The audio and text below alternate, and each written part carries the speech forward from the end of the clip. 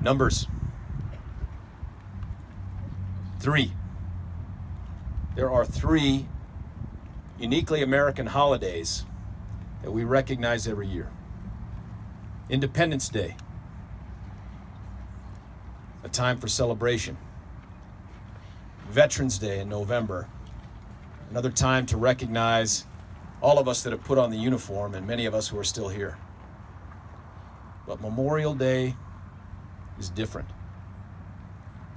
Memorial Day is a day that exists for one singular purpose, and that is to recognize and remember the cost and the sacrifice that flows from being an American.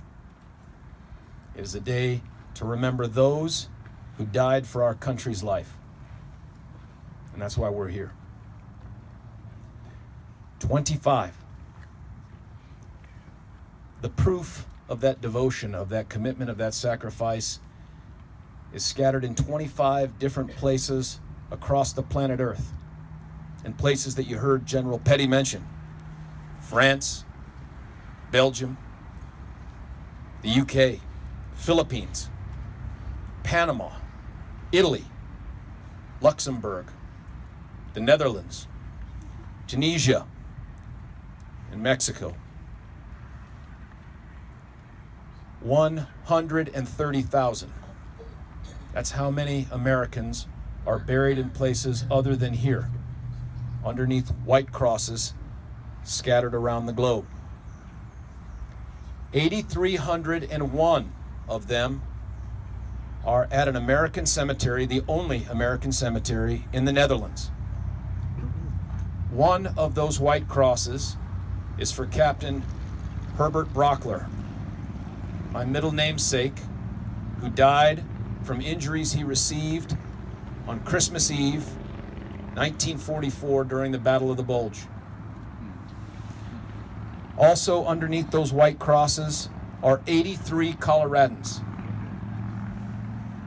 27. There are 27 memorials for those missing in action also around the planet Earth, in places here, in Cuba, in the Philippines, France, Belgium, Papua New Guinea, Morocco, and South Korea. We stopped burying soldiers overseas sometime during the Korean War. We bring them home now. 124,000 grave sites to mark those we consider still missing in action. Now, it is impossible to talk about the sacrifice of Americans without remembering that as long as Colorado has been a state, we have sacrificed on behalf of this nation. 6,000 Coloradans have given their lives for our country's life. The very first Coloradan that we recognize as having been killed in battle was a man named Fred Springstead. He died August 1st, 1898. He was part of the 1st Colorado Infantry.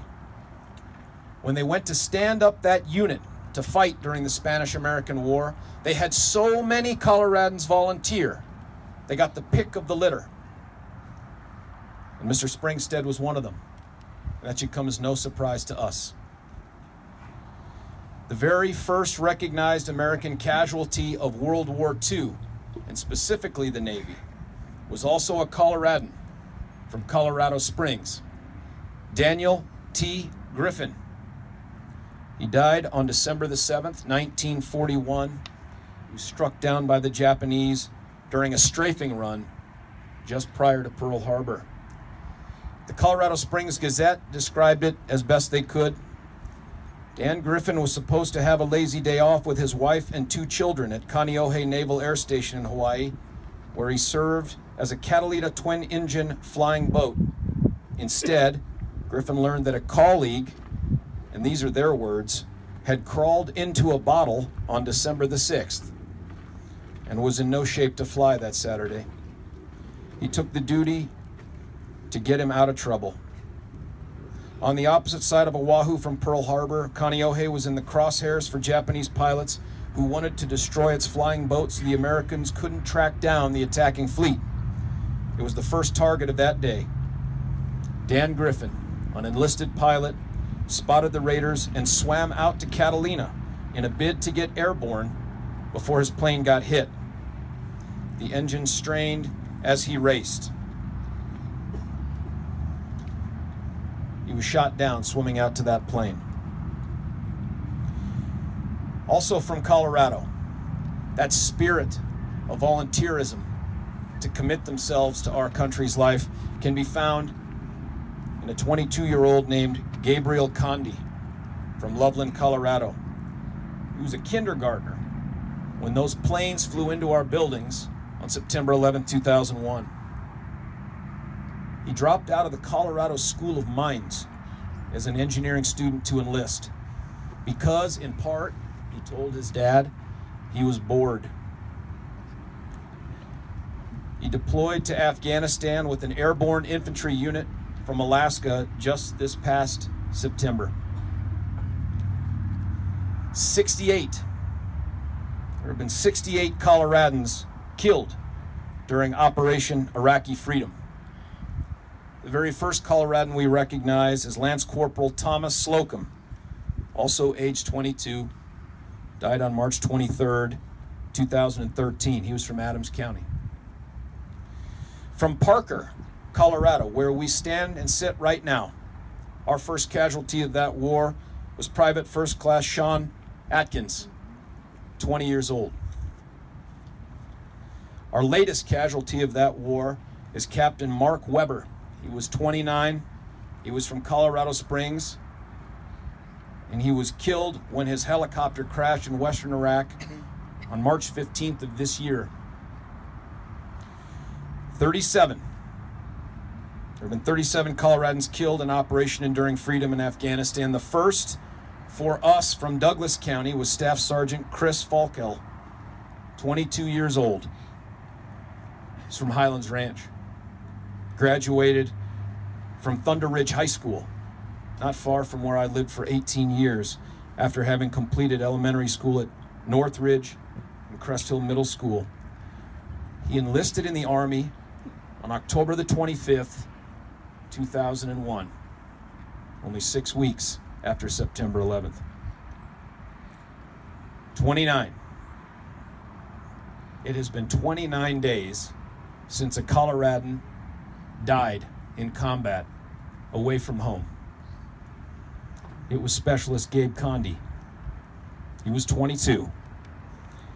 He is the 2,264th member of the United States military to die in Afghanistan. One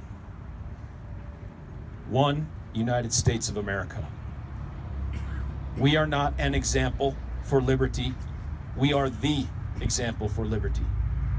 We are, as Lincoln described us, the last best hope for humanity. One.